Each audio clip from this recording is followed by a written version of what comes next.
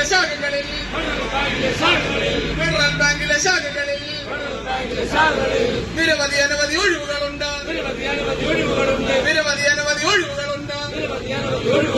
വിദ്യ പഠിച്ച ചെറുപ്പക്കാർ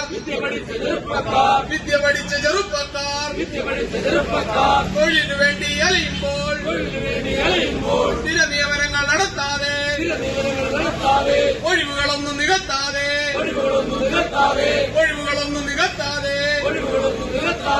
യുവതലമുറയെ അടിമകളാക്കും.